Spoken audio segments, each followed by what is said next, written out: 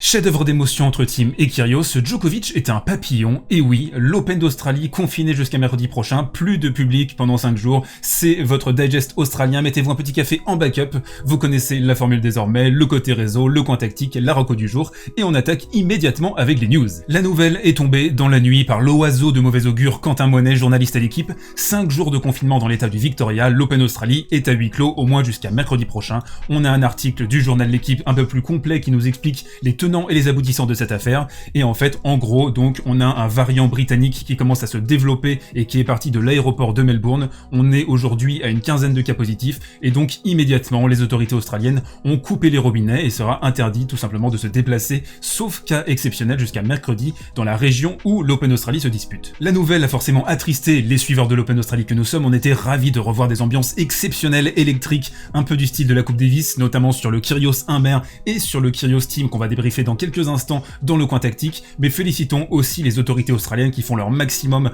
pour offrir un spectacle aussi spectaculaire que cette Open Australie 2021 depuis le début de la quinzaine, et on espère vivement revoir du public dès jeudi. Dans un registre plus léger, une image étonnante, Djokovic dans une position de chrysalide qui va bientôt éclore et devenir un papillon, c'est ce qu'il a posté sur son Instagram la nuit dernière, on le voit donc faire une séance de yoga un petit peu particulière, il est dans de beaux draps on pourrait dire, on le voit donc ici s'étirer, on sait que c'est un joueur avec une élasticité assez prodigieuse, un très grand défenseur, quelqu'un qui utilise aussi beaucoup ses articulations, et le yoga, j'imagine, l'aide à s'assouplir. Alors là on le voit dans une position que je ne saurais pas trop qualifier, je vous laisse en débattre dans les commentaires. Une petite dernière image pour terminer tout ça, on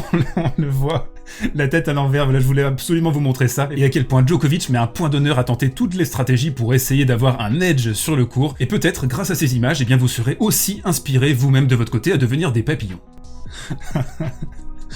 Ah, c'est un grand avec cette séquence. Conséquence ou pas de cette séance de yoga spectaculaire, on a vu Djokovic souffrir le martyre contre Fritz dans un 5ème set de tous les dangers. Alors là, ici, en illustration, on a le kiné qui fait une manipulation au niveau des abdominaux à Djokovic. Là, quand même, depuis quelques mois, il y a une réflexion qui doit se porter sur son état physique, parce qu'on se souvient, à Roland Garros contre Carreno Busta, ça va pas du tout. Contre Raonic à Cincinnati, pareil, le cou, les épaules, on sait pas trop ce qu'il avait, il était complètement tétanisé. Là encore, on a encore une alerte au niveau des abdominaux. Est-ce que c'est la conséquence de son style de jeu extrême, avec ses grands écarts, avec ses extensions? C'est un joueur qui demande énormément à son physique, un joueur relativement élastique, mais c'est pas étonnant aussi que ça pète à son âge. En tout cas, il était en grande difficulté contre Fritz, mais comme toujours, dans le 5ème set, il a réussi à ressusciter. Il a aussi profité du choke classique de Fritz, qui lui a un peu offert un jeu de service. Et il va être très intéressant de savoir, alors j'imagine que Djokovic ne va pas s'épancher dans les médias pour dire oui, j'ai une lésion de 8 cm aux abdominaux, je suis en galère, si tu me déplaces, tu me bats. Forcément, on risque d'avoir une communication qui ne va pas dire toute la vérité, mais entre ça et le dos de Nadal, on a des grands favoris qui sont en grosse difficulté sur ce tournoi. Et l'autre séquence importante sur ce match, c'est qu'on a vu le public quitter le stade en plein milieu du 4ème set. Je vous montre un gif de Tennis Channel, d'ailleurs c'était extrêmement bizarre d'avoir un match qui commence avec du public et qui finit sans public, c'est un petit peu morne à la fin,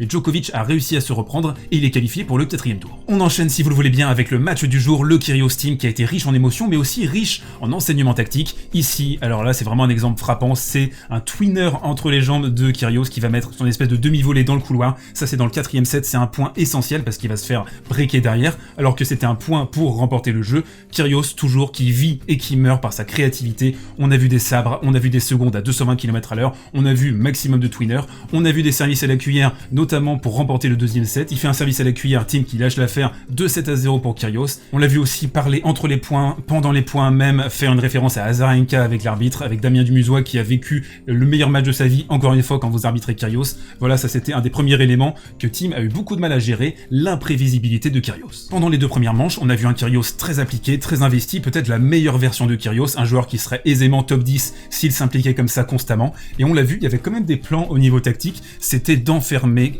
Thiem dans la diagonale revers. Thiem a eu du mal à trouver les bonnes zones, à avoir une sélection de coups de qualité, alors que d'habitude c'est quand même une de ses grandes forces. Ici, on le voit décocher un rare revers long ligne dans le 1er set, mais dans l'ensemble, il a été bien coincé par ce revers de Kyrgios, qui est un petit peu son arme secrète, parce qu'on a tendance à surévaluer son coup droit qui est effectivement très spectaculaire, un peu à la manière de Gaël Monfils, mais il est aussi très bon pour rediriger avec son revers, et notamment en retour de service, où il a fait 2 hold-up en début de set, dans le 1er et dans le 2e, qui ont mis en grande difficulté Thiem, et ensuite forcément avec son service, c'était très facile de remporter les sets. Car oui, le service, ça a été un des thèmes du jour, on le sait, les 2 hommes ne s'étaient affrontés qu'une fois à Nice en 2015, ils avaient fait seulement 7 jeux l'un contre l'autre, et Thiem a eu beaucoup de mal à anticiper, à lire le service de Kyrgios, il a été tenté à de nombreuses reprises de choisir un côté à droite ou à gauche, et il a commencé le match très très proche de sa ligne, puis progressivement il a fini par reculer, et là on voit donc, ça c'est le 4e jeu de service de Kyrgios, c'était sa première tentative d'aller vraiment retourner dans les bâches. Dans l'ensemble il a été extrêmement gêné, même si c'était un petit peu mieux dans le 3e, dans le 4e et dans le 5e,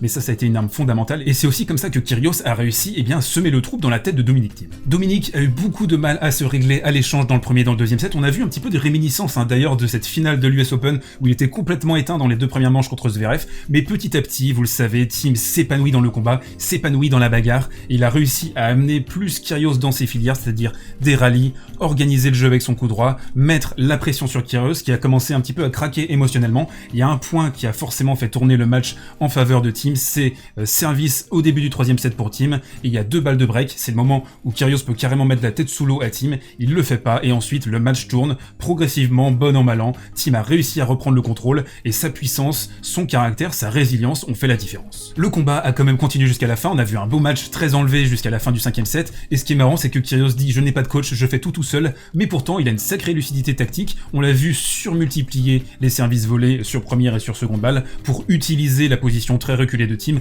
C'est pas quelque chose de nouveau, forcément les adversaires ont tendance à multiplier cette séquence aussi contre Medvedev, aussi contre Nadal qui se poste très loin en retour. C'est un des axes aussi pour déranger ces joueurs-là, essayer de mixer au maximum, mais forcément vous êtes sous pression, il faut réussir une volée impeccable. Kyrgios l'a fait ici dans ce jeu, 2 fois d'ailleurs consécutivement, mais tout ça, malgré tout, la créativité, l'imprévisibilité, c'est très bien, mais sur un match de 3-7 gagnants, il faut plus que ça, il faut une certaine compacité technique, tactique, émotionnelle. Thiem avait ça largement en sa faveur, et c'est pour ça qu'il a remporté la rencontre. On enchaîne avec la reco du jour, ma recommandation personnalisée pour la communauté de service volé, et la nuit prochaine, j'ai un match très particulier à vous recommander, c'est le Rublev-Lopez. Alors pourquoi ce match? Déjà parce que Rublev est un outsider de ce tournoi, on va voir comment il réussit à se comporter face à Lopez, et Lopez, forcément, qui nous a sorti un match au 2e tour assez incroyable. Il est devenu l'un des joueurs les plus âgés à remporter un match après avoir perdu les 2 premiers sets en Grand Chelem. Vous voyez la liste, Pancho Gonzalez en 69, Fraser en 74, Rosewall en 74, et Lopez en 2021. On parle beaucoup de la longévité forcément de Roger Federer,